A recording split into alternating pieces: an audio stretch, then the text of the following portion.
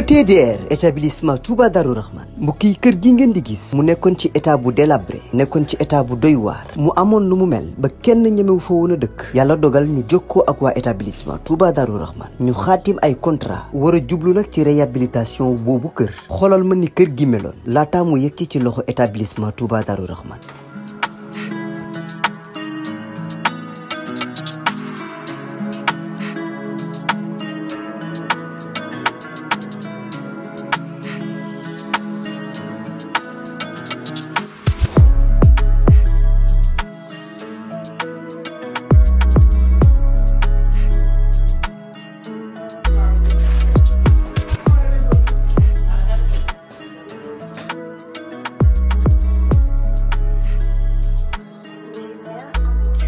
mbokk yi du gis ngeen établissement Touba Darou Rahman di yëngu ci wàllum tabax kër bi ñu leen joxee kër gi ni kër gi meloon ak bi ñu paree ci kër gi ni kër gi mujjee mel mu taaru loolu ba wute sax ak na mu meloon mbokk yi nii rek la ko waa ETDR di defee ci liggéey yëpp bu fekkee da nga am sa terrain bëgg am kër gu yees ETDR dina ko defar ba mu baax jox la sa ay caabi bu fekkee ni sa kër aussi moo soxla réhabilitation ETDR ñëw defaral la ko ba mu yemb.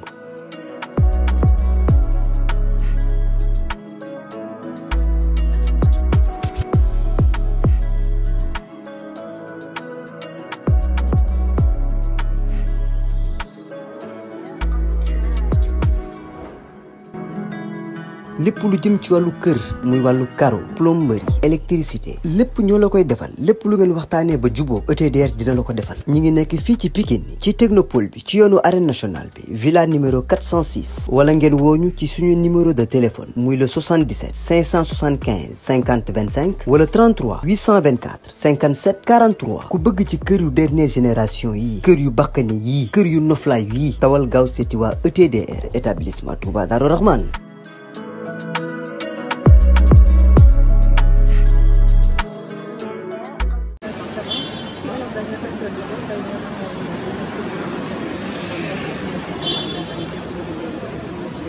waaw du sax am ñaxtu waaye ak càpputeef la boo xamante ni yàgg na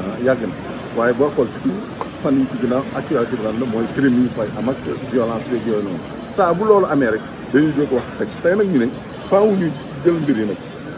jox ko beneen dayoo boobu nag moom moo waral ñu def xanaa benn bataaxal bi nag doon càpputeef ngir Pikine moom boppam ci wàllu doxal maanaam ci wàllu administration bu ñu waxee loolu nag tey lettre bi ci toll ci juróom fukki doomu Pikine yoo xamante ni ràññee lañ signé ko muy ñu mbëri ku ma seen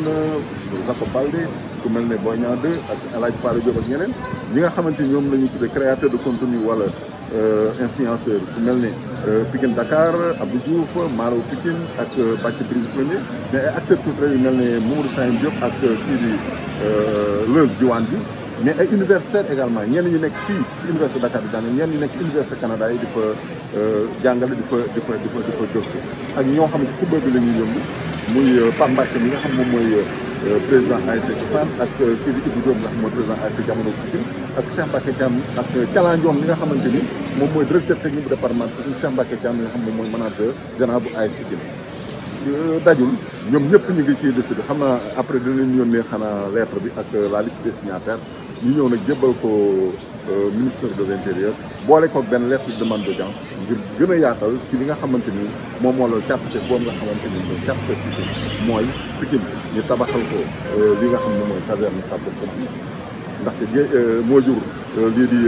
Kër Massar te Kër Massar deful ñaari at le 2 août bii di passé la inauguré caserne sapeurs-pompiers beneen bi itam Pikine ñu tabax ko commissariat central ngir nit ñi gën a nekk ci sécurité ña fa nekk jàmbaar lañ waaye boo jëlee par exemple lii di commissariat d'arrondissement bu Pikine zone de compétence bi ñu couvrir yaatu na loolu juróomi commune la ëmb jógee Dalifort ba Safbar te matériel moyen logistique yi ak nit ñi effectif yi war a kii dañoo jàmbaare rek waaye des na moo tax ñun ñu bëgg ñu gaaw baral liggéey bi jëm ci comme poste de police bi ñuy tabax Dalifort mu opérationnel beneen bi tam ci wetu arène nationale bi ñu tabaxal ñu foofu li nga xam commissariat central la boo xam dafay am effectif yu bari am tamit moyen logistique bu doy mu polariser ëmb maanaam commissariat d'arrondissement et commissariat de corps poste de police yi nga xam ñoom ñoo nekk ci commune département yi loolu daal moom mooy li nga xamante ni moom moo ñu indi woon tey ñuy déglu nag ministre de l'intérieur di xaar fan yu néew ñu dalal ñu ginnaaw bi ñu jotee suñu bataaxal bi ñuy sàkku ngir toog moom ngir ñu gën a mën a waxtaan ak ñun accompagner ko ci li nga xamante ni moom mooy sécurisation ak ñu di tur bi Daouda Gueye de Pikine.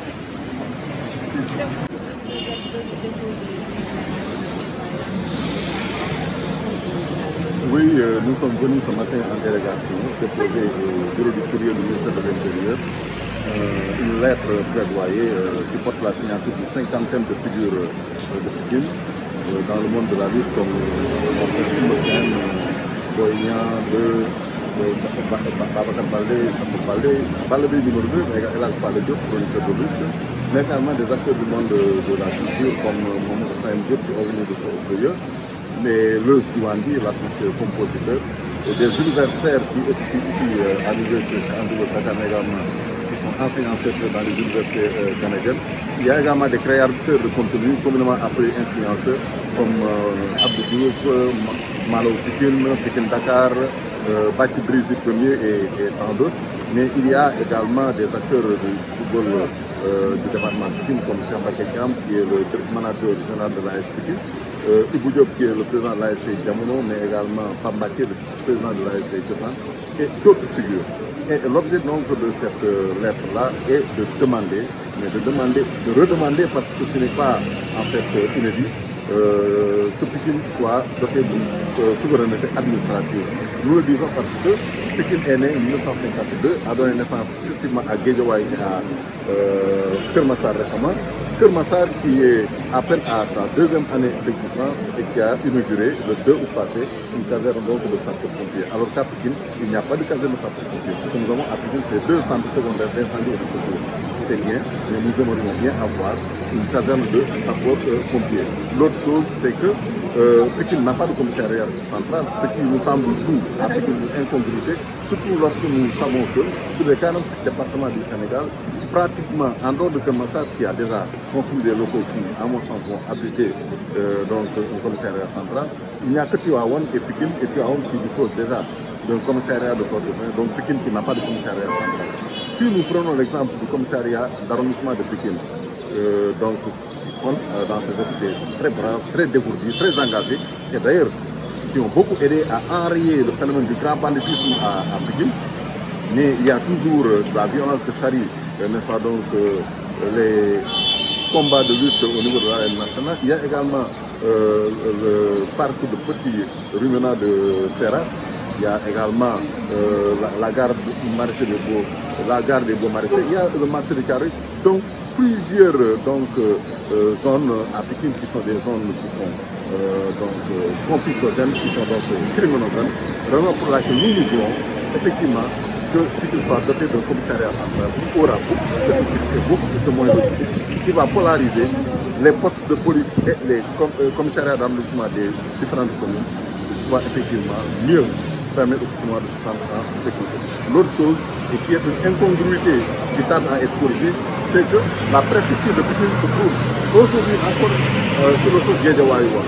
Nous voulons, et nous avons toujours voulu, l'avons toujours clamé, que la préfecture de Pikine soit ramenée à Pikine. À côté de l'arène nationale, il y a une réserve foncière. Si nous prenons par exemple l'équivalent de la superficie de la brigade de gendarmerie de Foire qui fait 3300 m², mais on peut prendre ça sur l'assiette foncière qui est à côté de l'arène nationale pour ériger là-bas un commissariat central, mais également pourquoi pas prendre les 0,57 hectares de superficie de la préfecture Pikine-Guédiawaye pour y ériger un complexe administratif qui va abriter aussi bien la préfecture de Pikine que la sous-préfecture de Pikine-Dagourane qui lose, n'est-ce pas, donc très loin, très inaccessible aux populations de Pikine. Voilà donc fait l'économie de l'objet effectivement de notre déplacement aujourd'hui au ministère de l'Intérieur, mais également du contenu de cette lettre plaidoyer que nous avons déposée. Oui. les autorités étatiques en général, mais le ministère de l'Intérieur, parce que c'est lui qui n'est pas donc le patron de l'administration territoriale. Nous avons d'ailleurs déposé en mars avec cette lettre de loyer une lettre de demande d'audience pour qu'effectivement, avec le ministre de l'Intérieur et ses services, nous puissions nous asseoir pour mieux développer effectivement sur les motivations qui font donc ce plaidoyer-là.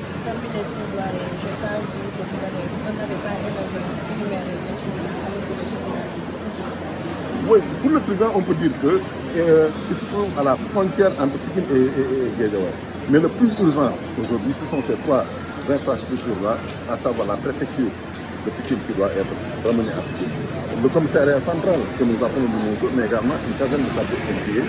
à la place des deux centres secondaires d'incendie et de sécurité, dont l'un se trouve à Dalifort, l'autre dans la zone industrielle.